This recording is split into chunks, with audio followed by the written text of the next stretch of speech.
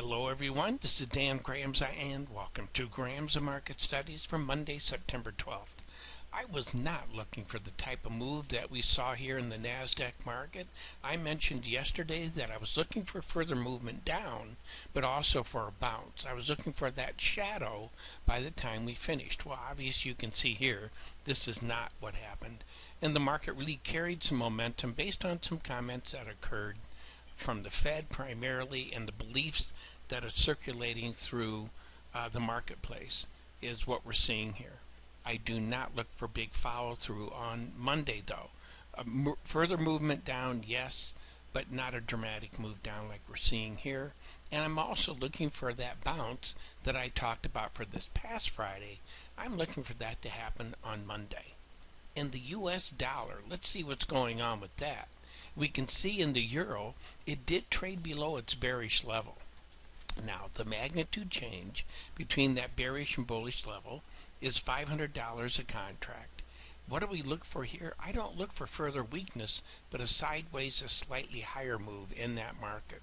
Also in the Swissy, we trade below its bearish level. The magnitude change here in this market is $562.50 a contract.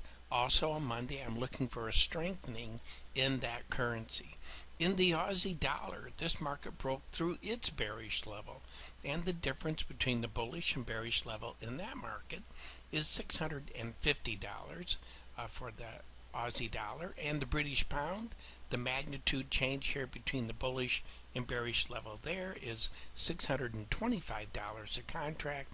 Canadian dollar, the magnitude change between that bearish and bullish level is $650. For those currencies, I'm looking for a sideways market for an inside type day, and for the Canadian dollar and Aussie dollar. British pound, on the other hand, I think we could actually see new highs on Monday. Let's take a look at interest rates. 10-year note falls out of bed. It's also what makes me a little suspect of what we're seeing in the stock market.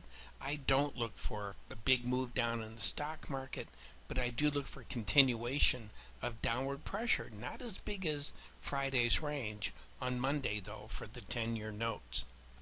And gold, it needs a reason to go higher. As we talked about, it just isn't there. And so Friday's action, I think, is reasonable.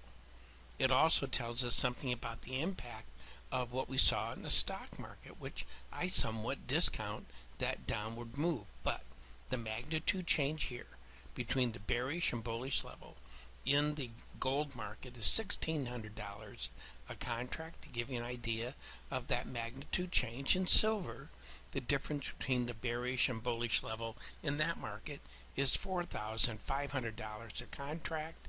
And for both of these markets, I am looking for further downward pressure, so further movement to the downside in gold and silver.